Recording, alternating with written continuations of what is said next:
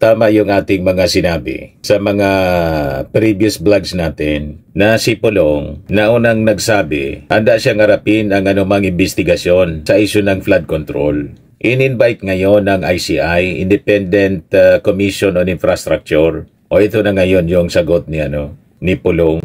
Sabi sa report nitong One News, Representative Duterte declines ICI investigation. Davao City 1st District Representative Paulo Duterte has declined the Independent Commission for Infrastructure invitation to appear in its probe into alleged irregularities in the city's flood control projects.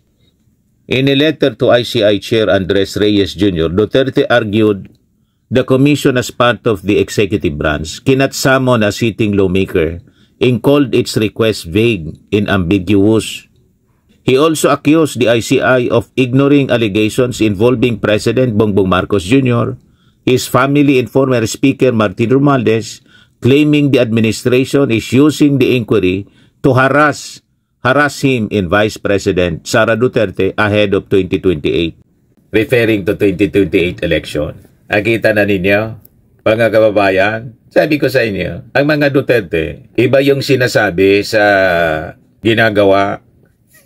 Lahat baliktad po. Unang sabi niya, yan kahapon pa lang ito, di ako kontraktor. Pulong Duterte ready to face flood control probe. Yan December 3, report ng Politico News. Davao City Representative Pulong Duterte declared that he is not a contractor or a congressman moonlighting as contractor linked to flood control anomalies. In a statement on Tuesday, Duterte said he was prepared to face any probe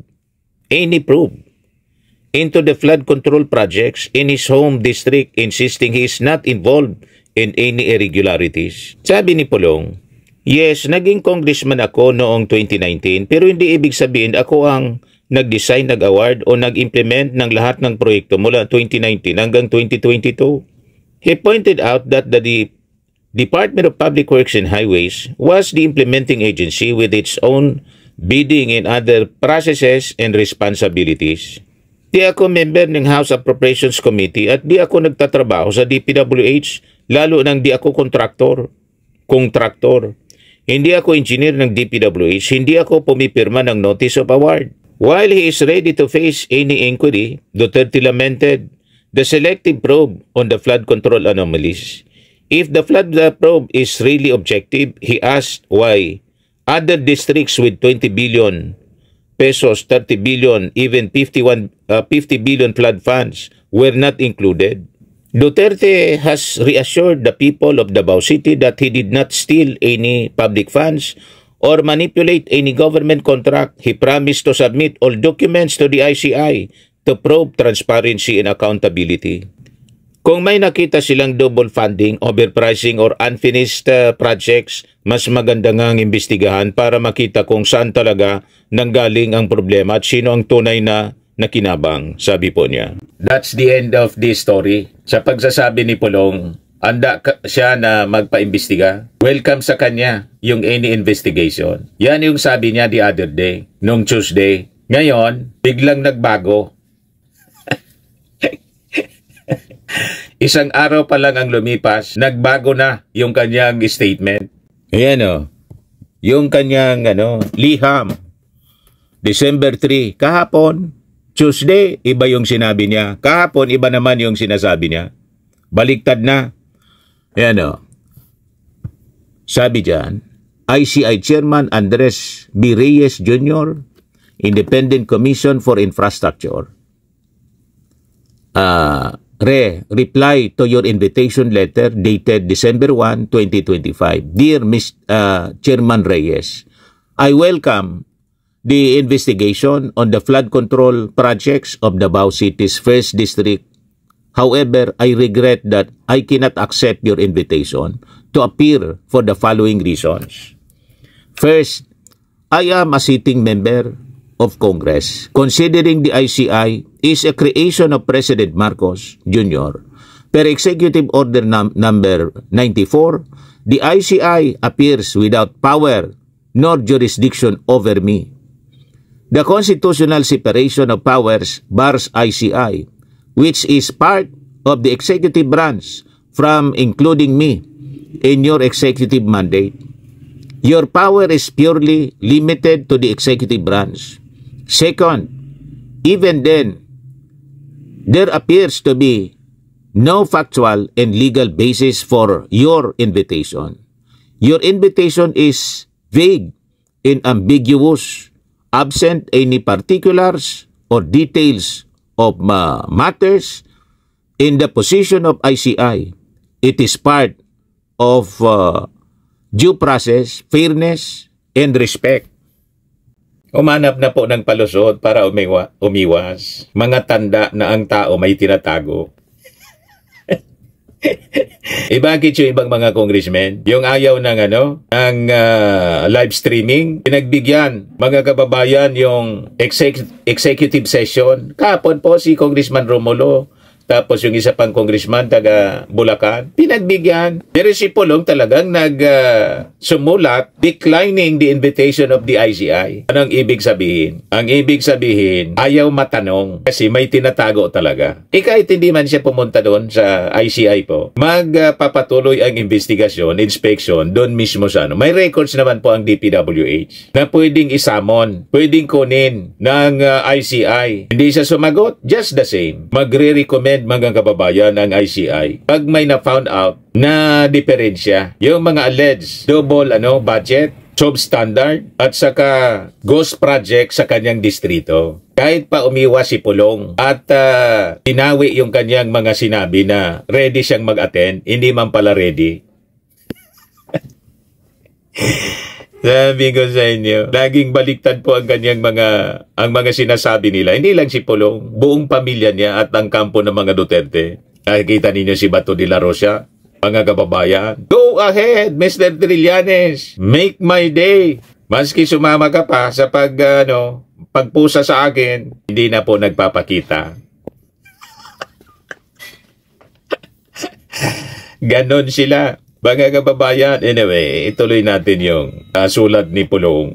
Sabi dito, third, if at all the executive, particularly the DPWH, DBM, DOJ, DNR, DICT, PICAP, DTI, and other relevant government functionaries are more than enough to satisfy your information gathering and mandate as alter ego of the President Marcos Jr., you can rightfully secure any information or document that you may need in connection with the subject projects from them.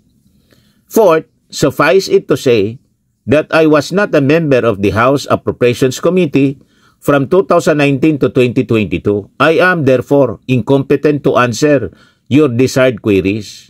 Fifth, since ICI was created by President Marcos Jr., who has been implicated by one of the major players, ex-Congressman Elizalde Co, I feel that ICI must immediately investigate President Marcos Jr., binabaliktad niyo yung ating Pangulo, his family and ex-Speaker Romualdez for tweet. Most especially, nagamit pa ng for tweet. Ibig sabihin immediately. So sa kanila, pwede yung for tweet. Pero sa kampo nila, kay Sara, sa mga kaalyado nilang senador, hindi pwede yung for tweet. Archive, pwede sa impeachment.